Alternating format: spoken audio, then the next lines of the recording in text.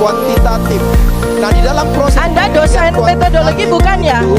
Anda dosen metodologi tahu persis dengan penelitian kualitatif dan kuantitatif nggak sih? Bagaimana mungkin Penelitian, Bapak mengambil sebuah kesimpulan kalau nggak salah terhadap S1-nya, sebuah objek, kalau nggak sementara salah objek yang S1-nya diteliti sosiologi. itu bukan Nggak dari tahu objek yang namanya yang asli. penelitian kuantitatif Itu prinsip penelitian adalah kuantitatif. penelitian matematika. Dia adalah objek Saya yang adalah objek seorang asli. epidemiolog. Kecuali Ya, kalau penelitian epidemiologi kualitatif. itu ilmu matematika. Penelitian kualitatif Jadi itu jangan adalah bicara tentang membuktikan kuantitatif sebuah kalau Anda nggak tahu opini, tentang narasi metodologi dengan kuantitatif. deskriptif. Nah, Anda kalau tidak tahu penelitian apa-apa tentang kualitatif metodologi itu dia kuantitatif. punya objek yang asli yang harus Berarti Anda diteliti. mengatakan UGM Nggak bisa bohong. data, nggak bisa data Mengatakan data secara terus bergantian, data sekunder. Bapak Ibu, Mengatakan Bapak Ibu Baras secara Krim bergantian, bohong. yang satu melebeli bahwa 6 spesimen ini abal-abal, tapi menurut Dokter Tifa ini sudah diteliti Jadi- secara ilmiah. Makanya Astagfirullahalazim, 2 hari lagi bulan Ramadan, sesalai kami akan Masya segera kembali. Allah, Baras Krim katanya abalah.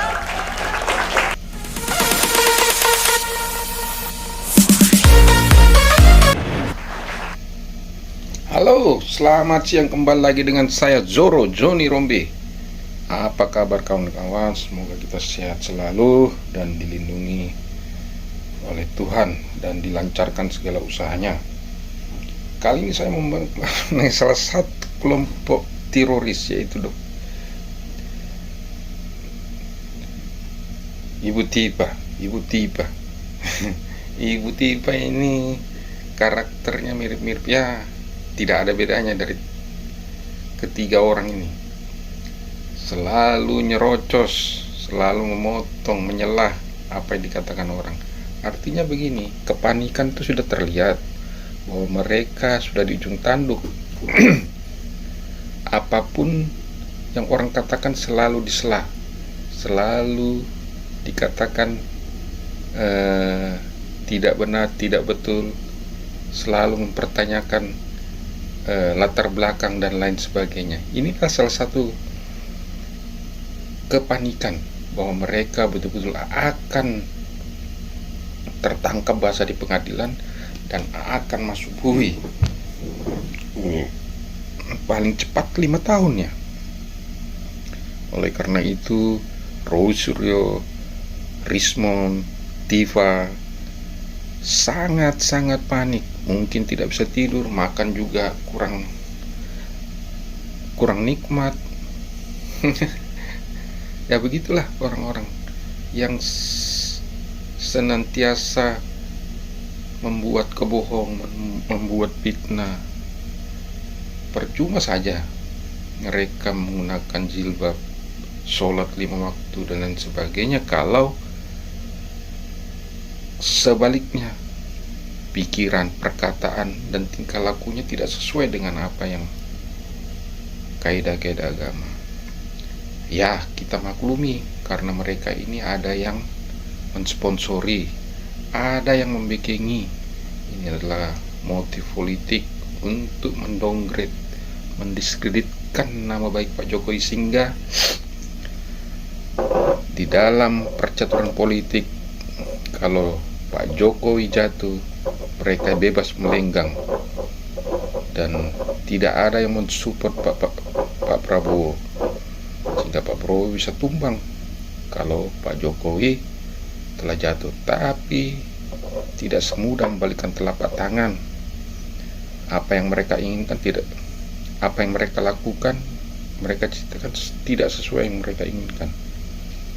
Karena di atas langit masih ada langit. Jadi motif-motif ini sudah terlihat jelas bahwa mereka ini bukan mencari palsu atau asli, tapi mensasar. Poinnya adalah Pak Jokowi dan Mas Gibran. Kalau kedua orang ini bisa mereka jatuhkan, otomatis dengan enaknya atau dengan mudahnya mereka akan menjatuhkan Pak Prabowo juga. Jadi masyarakat, rakyat Indonesia yang masih punya akal waras, mari kita sama-sama memberikan support, dukungan kepada Pak Jokowi dan Mas Gibran, supaya orang-orang yang selalu memfitnah, melemparkan hoax, kebohongan, diberikan ganjaran. Ini adalah proyek politik secara sistematis dan terstruktur oleh kelompok tertentu, oleh partai tertentu. Saya kira begitulah menurut hemat saya. Saya langsung ke Dr. Tifa, sepertinya proses hukum kalau versinya Presiden ke-7 Joko Widodo harus tetap berjalan. Dr. Tifa, apakah betul dari pihak RRT meminta kasus ini di stop kalau bisa? Kalau saya pribadi ya, saya Yeah, sebetulnya udah dari berkali-kali saya sampaikan yang sebetulnya membutuhkan restoratif justice, membutuhkan kasus ini dihentikan itu beliau yang tadi barusan kita lihat. Kita lihat kondisi beliau ya, dari hari ke hari makin sakit, makin kurang kesehatannya. Jadi kalau kita membaca betul KUHP baru 2026 yang disebut sebagai restoratif justice, itu dasarnya, fondasinya itu kemanusiaan. Jadi kalau kita membandingkan dengan KUHP lama dengan KUHP baru, ya, kalau KUHP lama itu siapa yang salah dia dihukum. Tapi kalau KUHP 2026 itu mengedepankan betul asas kemanusiaan. Nah, dalam konteks ini, siapapun yang terlibat di dalam peristiwa ini, yang paling membutuhkan sentuhan kemanusiaan itu adalah orang yang paling menderita secara kesehatan. Kita lihat Pak Jokowi dari hari ke hari kesehatannya makin Kalau menurun. secara Tidak mental personal Anda ya, lah. karena kami lihat tadi Pak Jokowi Bukan. bisa menjawab bertemu dengan wartawan, Dr. Tifa. Permintaan maaf itu kan juga bersifat kemanusiaan, bersifat personal. Ini saya mau sampaikan tentang restoratif justice. Saya banyak sekali ya, kami RRT itu banyak sekali mendapatkan kesalahpahaman dari banyak pihak. Seakan-akan kami yang meminta restoratif justice. Di sini saya mau sampaikan, beberapa orang dari pihak, ya kita katakan termul, nggak usah kita pakai istilah termul lah ya, tapi kita menggunakan istilah dari pihak Pak Jokowi, itu secara terbuka itu bertemu dengan saya, dan itu nggak main-main loh, di Polda Metro Jaya loh, banyak saksinya. Meminta kepada saya, membujuk kepada saya, Dr. Tifa ayolah, datang ke Solo lah, restoratif justice lah. Orang nomor Itu satu memang ring Anda satunya Pak Jokowi. siapa? Oh ring ya, dan sering juga jadi pembicara, jadi diundang sebagai pembicara dan sebagainya. Dan saksinya banyak. Penasihat hukum saya ada di situ. Pak David sama Pak Arianto nggak ada ya di sana? Nggak ada. Beliau berdua nggak ada. Jadi ini persoalannya ya, sebetulnya kan dari awal persoalan itu bermula ya kan dari tanggal 30 April 2025 ketika Pak Joko Widodo itu melaporkan kami. Sedangkan kami sedang tengah-tengahnya melakukan penelitian kami yang kami mulai sejak ketika pertama kali ijazah yang disebut sebagai ijazah Joko Widodo ini muncul tahun 2022, tepat tahun 2022, tepatnya tanggal 24 Oktober 2022. Ini semua bermula dari sini. Boleh saya kasih penjelasan singkat ya? Singkat boleh. Ya, secara kronologis ya. Jadi ini pertama kali muncul ya. Kemudian kemunculan yang kedua itu dilakukan oleh kader PSI ya, tanggal 1 April 2025 ya. Nah, Anda perhatikan dari dua spesimen yang muncul ya. Ya kalau nggak pakai mic nggak kedengaran ya. Atau saya bantu pegangin, Ya, boleh. pegangin fotonya boleh? Oh, boleh pegangin foto ya, boleh. Jadi ini adalah versi 1 ya dan versi 2 ya. Dan kelihatan sekali perbedaannya. Jadi ini nggak sama ya. Kemudian versi 3 ya, itu munculnya di tanggal 22 Mei 2025 ketika Bareskrim ya, ketika Bareskrim itu menyampaikan presentasi oleh Dirtipidum Pak Johandani ya. Nah, Anda lihat ya bahwa dari spesimen yang dipostingkan oleh Dian Sandi dan spesimen yang dipostingkan oleh Bareskrim itu beda. Jadi ini udah versi yang ketiga ya. Nah, kemudian muncul lagi, kalau Anda mau lihat ya, nah pada saat ini Mas ya, jadi pada tanggal 22 Mei 2025 sebetulnya muncul dua spesimen pada satu layar ya. Jadi ini adalah spesimen yang dimunculkan di slide oleh Dirtipidum Johandani ya, dan ini di pojok sini itu adalah so-called ijazah yang disampaikan oleh adik ipar Pak Joko Widodo, namanya Pak Anto ya. Nah, Anda bisa lihat ya, nggak usah pakai alat, nggak usah pakai apa, ini dua spesimen yang berbeda. Nah, disinilah clue buat saya. Jadi sebetulnya kepolisian ini tahu bahwa ada 2 spesimen yang berbeda. Dan mereka sengaja menunjukkan ini kepada kita agar apa? Darah atau naluri penelitian saya muncul kan? Padahal sebetulnya pada saat saya pertama kali melihat spesimen ini di 2022, itu studi perilaku yang saya lakukan, bukan studi tentang dokumen ini ya. Nah, Jadi sekali lagi Dr. Tifa ingin mengatakan bahwa semua yang dilakukan ini merupakan bagian dari Ya. penelitian ilmiah. sebentar. Nah, ini yang terakhir yang muncul dari KPU pusat ya. Muncul dari KPU pusat. Ini 2 spesimen yang berbeda lagi. Ini Jadi ditunjukkan Bonatuasila lain. iya, dan kami- ya betul. Jadi total yang sudah keluar itu ada 6 spesimen yang berbeda. Ada 6 spesimen yang berbeda. 6 spesimen yang berbeda. Nah, makanya kita ini kan harus juga melihat dengan metodologi penelitian ya. 6 spesimen yang berbeda ini, mana salah satunya yang asli, mana salah 6-nya yang palsu, atau semuanya palsu. Nah, kita tinggal menunggu yang versi dari KPU Jakarta ya, yang dipakai oleh Pak Joko Widodo untuk maju gubernur tahun 2012, dan versi 2005 dan 2010 yang dipakai Pak Joko Widodo di Surakarta untuk meraih jabatan wali kota. Jadi total sebetulnya ada 8 versi. Dan versi yang diteliti oleh RRT yang Semuanya berbeda ya. Semuanya berbeda. Tentu saja ini kajian saya karena kita kan ongoing research kan. Research kita living research. Jadi riset kita terus berjalan. Nah, yang sudah kami laporkan ya secara khalayak pada buku kami ya, Jokowi's White Paper. ini Jokowi ya. white papers yang secara ini susah kami dapatkan buku ini ya. Ya, ya, oke. Jadi itu yang menjadi pertanggungjawaban ilmiah kami. Nah, dalam kasus jasa ini kan ada 3 domain ya. Domain hukum ya, itu di luar urusan kami. Kami serahkan sepenuhnya kepada penasihat hukum kami. Kemudian domain politik ya kita serahkan pada para aktor politik ya, pada pejabat dan sebagainya. Nah, kami domainnya adalah domain ilmiah. Ya kami stay di situ. Tapi saya cukup berdecak ketika Dr. Tifa mengatakan yang harusnya mencabut laporan ini bukan dari pihak RRT, tapi dari pihak Pak Jokowi yang dicap menderita. Bang David harus komentar dulu Bang soal tanggapan ini, karena saya merasa diputar balikan ya, antara pelapor sama terlapor. Iya, makasih Bung Andro. Jadi saya mau balik dulu ke judul kita malam ini kan. Jadi tim RRT minta kasus ijazah Jokowi di stop ya.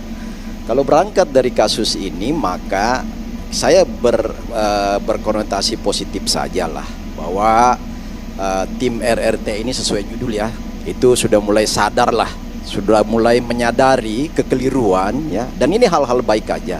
Menyongsong bulan Ramadan, mungkin niat itu sudah ada, kemudian menyadari kekeliruan selama ini untuk meminta di stop, itu kacamata positif dari saya. Kemudian yang berikutnya bahwa sebenarnya kan kalau kita bicara dalam proses hukum ya, itu fakta, bukti dan data itu di atas segalanya. Nah, di sini ada ahli hukum pidana. Dalam spesifik lagi di dalam hukum pidana itu maka bukti itu menjadi nomor 1. Dewanya hukum pidana itu adalah bukti, pembuktian. Maka berlaku adigium hukum yang mengatakan bahwa fakta sunt potentiora verbis. Fakta itu lebih dari segalanya dibanding kata-kata, opini ya. Jadi itu semua akan hilang dibanding dengan fakta. Nah, saya katakan bahwa kalau pernyataan Pak Jokowi tadi clear kan, memaafkan itu bagian dari sisi kemanusiaan kita. Sebagai bangsa, sebagai anak-anak bangsa, kita saling memaafkan. Tetapi juga jangan menafikan proses hukum. Nah, hal yang mau ditekankan Pak Jokowi ini sebenarnya begini. Biarlah proses hukum itu berjalan pada sisi prosedur ya, tetapi kita sebagai anak-anak bangsa saling memaafkan. Nah, kenapa itu penting proses hukum ya, Bung Andro? Karena apa? Disitulah sebenarnya nanti pembuktian ya. Apakah ini benar-benar fitnah? Apakah ijazah Jokowi itu asli atau palsu? Itu harus ada proses persidangannya. Kalau semua misalnya dimaafkan lalu clear RJ SP3 kan itu nggak akan memberikan satu penguatan hukum dari semua proses yang sudah berbulan-bulan ini. Jadi itu yang berikutnya. Kemudian saya mau katakan gini, kemarin juga di TV sebelah kami dengan Mbak Tifa ya, walaupun kami beda pendapat kan, saya bilang itu biasalah kita berbeda pendapat. Saya bilang begini, bahwa kalau misalnya seandainya diproses, karena kita kan sekarang sudah melewati proses penyelidikan kan, nah, kemudian penyidikan. Nah sekarang sudah seharusnya masuk pada proses penuntutan, tapi datanya perlu dilengkapi lagi P19 kan. Nah saya bilang nggak mungkin bapak-bapak dari bapak ibu dari 8 orang dalam 2 klaster kemarin itu ditetapkan sebagai tersangka ya. Mustahil ditetapkan sebagai tersangka kalau nggak memenuhi unsur alat bukti ya. Jadi yang di situ yang kita kenal sebagai mens rea, ada niat jahat menurut penyidik sehingga itu ditetapkan sebagai tersangka. Ada bukti-bukti yang dikumpulkan penyidik. Jadi bukti pendukung itu ada 700 lebih bukti-bukti pendukung. 22 kalau nggak salah saksi ahli. Kemudian saksi pendukung ada 123 orang. Itu bukan sesuatu yang main-main.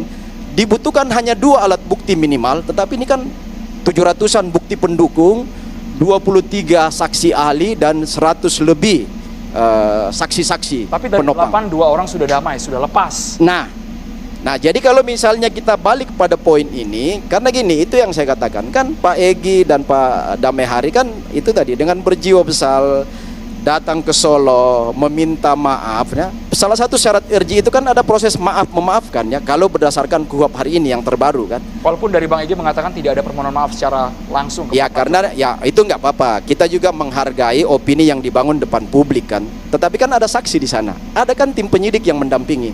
Waktu itu kan Roy Suryo protes. Kenapa harus ada kepolisian mendampingi Egy berangkat ke Solo? Itu di TV sebelah saya bilang begini loh Mas Roy. Itu dalam rangka tim penyidik mau membuktikan apa yang akan terjadi di sana. Itu sebelum diumumkan, sebelum ada SP3 dan terbukti bahwa karena berangkatnya 2 orang dari penyidik itu sebagai bukti sahih, sebagai saksi yang menyaksikan itu punya kekuatan hukum untuk menyatakan bahwa terjadi maaf memaafkan. Jadi kalau ucapan maaf dari RRT keluar, kemungkinan besar Pak Jokowi akan legowo, akan menerima itu. Nah tadi kalau kita berangkat dari pernyataan Pak Jokowi kan pasti dimaafkan. Tetapi proses hukum kan nggak ada satupun orang yang punya kuasa untuk mengintervensi hukum. Bisa juga dikatakan bahwa proses SP3 kemarin terhadap 2 orang ya, Pak Egy dan Pak Damehari itu sebenarnya kan kalau mau itu kembali berpulang pada APH. Nggak ada intervensi seorang Pak Jokowi. Pak Jokowi mengatakan oke lah saya memaafkan. Sekarang kan ada pada pihak kepolisian kan. Kan sebenarnya di situ kekuatan hukumnya di situ. Kalaupun kita asumsi lah katakanlah Roy Suryo datang minta maaf, ya silakan mungkin Pak Jokowi maafkan. Nah sekarang kembali kepada proses APH, alat penegak hukum seperti apa menginterpretasi dan mempersepsikan permohonan maaf itu. Dokter Tifa boleh komentar dulu, Dokter Tifa. Baik, yang tadi yang pertama.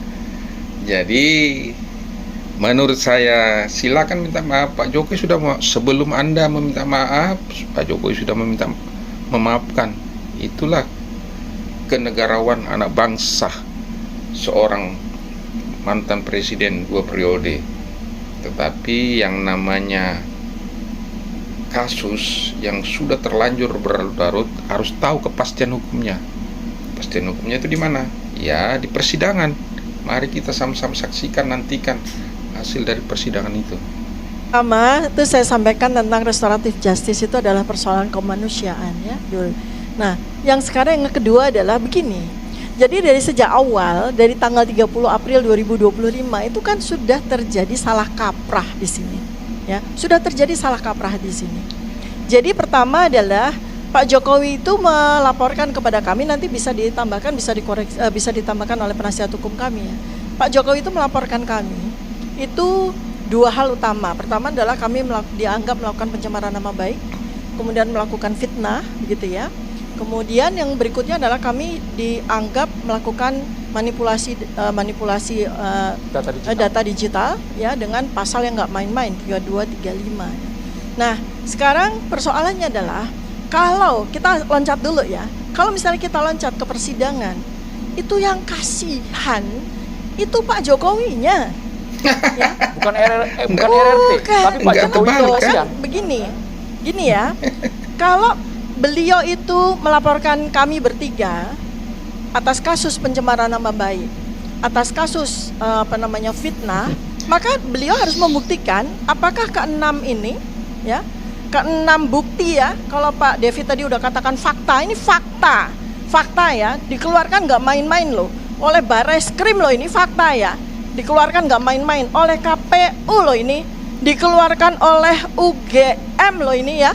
Ini fakta yang nggak main-main ya. Ini Pak Jokowi bagaimana mempertanggungjawabkan ada 6 spesimen ijazah yang berbeda. Setiap artefak Fotokopi yang itu. ada pada ijazah ini sudah kami Bukti teliti, ini tidak semua otentik. berbeda. Bagaimana valid. Pak Jokowi mempertanggungjawabkan ke-6 dari spesimen? Belum lagi yang keluar di KPU Surakarta, 2 spesimen kami tunggu, dan yang keluar di KPU Jakarta. Masih ada 3 spesimen lagi. Satu kelompok. Yang kedua adalah 3235. Bagaimana mungkin kami melakukan manipulasi data ini, ya? Bagaimana mungkin kami melakukan manipulasi? Sedangkan semua spesimen itu secara analog itu ada di beliau. Baru kemudian kata beliau diserahkan, ya. Kata beliau diserahkan, ya.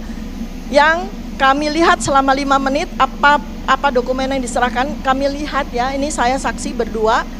Pak David, Pak Arianto nggak ikutan waktu itu gelar perkara khusus 15 Desember 2025, itu berbeda lagi dengan apa yang ada di sini. Berbeda Saya dengan bisa bukti. Oh iya, saya bisa buktikan. Karena coba Anda lihat baik-baik ya. Ini adalah spesimen yang dikeluarkan oleh kader PSI Dian Sandi Utama, yang diiyakan, yang dibenarkan oleh Pak Joko Widodo sendiri pada salah satu video, bahwa ini adalah ijazah saya, ya. Nah, ini berbeda dengan yang diserahkan oleh Pak Joko Widodo tanggal 24 Juli 2025 ke Polda Metro Jaya, yang ditunjukkan kepada kami selama 5 menit di jam 23 malam, selama 5 menit. Itu beda, kami pastikan beda. Boleh saya klarifikasi? Ya.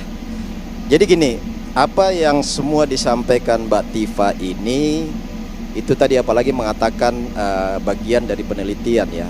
Nah, ini kan semua tidak membuktikan apa-apa. Karena apa? Pertama, kan objek yang di state oleh Roy Suryo CS termasuk Mbak Tifa adalah ijazah Pak Jokowi kan.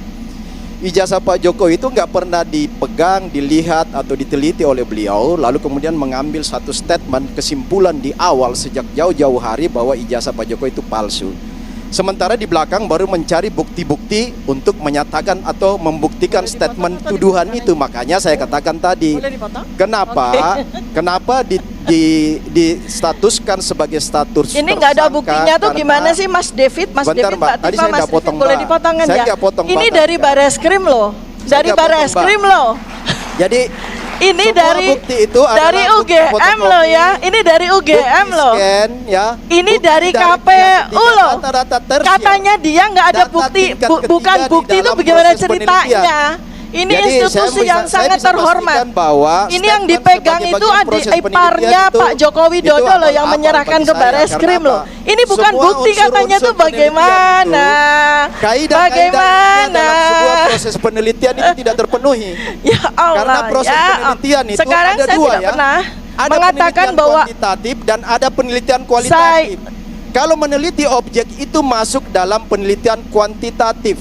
Nah, di dalam proses Anda penelitian dosen kuantitatif metodologi bukan ya? itu Anda dia dosen harus metodologi tahu data persis dan dengan fakta penelitian bukti kualitatif itu dan harus kuantitatif asli. nggak sih? Bagaimana mungkin penelitian Anda mengambil sebuah kesimpulan kalau nggak salah terhadap S1-nya, sebuah objek, kalau nggak sementara salah objek yang S1-nya diteliti sosiologi. itu bukan Nggak dari tahu objek yang namanya yang asli. penelitian kuantitatif Itu prinsip penelitian adalah kuantitatif. penelitian matematika. Dia adalah objeknya, Saya adalah objek seorang asli. epidemiolog. Kecuali Ya, kalau penelitian epidemiologi kualitatif. itu ilmu matematika. Penelitian kualitatif Jadi itu jangan adalah bicara tentang membandingkan kuantitatif sebuah kalau Anda nggak tahu opini, tentang narasi metodologi dengan kuantitatif. deskriptif. Nah, Anda kalau tidak tahu penelitian apa-apa tentang metodologi kuantitatif itu dia punya objek yang asli yang harus Berarti Anda diteliti. mengatakan UGM Nggak bisa bohong. data, nggak bisa data Mengatakan data Secara tersier bergantian, data sebenarnya. Bapak Ibu, Mengatakan Bapak Ibu secara Bareskrim bergantian, bohong. yang satu melebeli bahwa 6 Jadi intinya begini, jangan terlalu banyak bacot, jangan terlalu banyak nyerocos, jangan takut meminta SP3, maju terus, pantang mundur, karena Anda didukung dengan rakyat yang 16% dan 24% kali. Jadi jangan minta SP3, lanjut terus sampai ke persidangan Mbak Tipa. Jangan takut kalau Anda merasa benar, jadi lanjutkan perjuanganmu. spesimen ini abal-abal, tapi menurut Dokter Tifa ini sudah diteliti Jadi- secara ilmiah. Makanya- Astagfirullahalazim, 2 hari lagi bulan Ramadan selesai kami akan Masya segera kembali. Allah, Baris Krim katanya abalah. Itu adalah Dari UG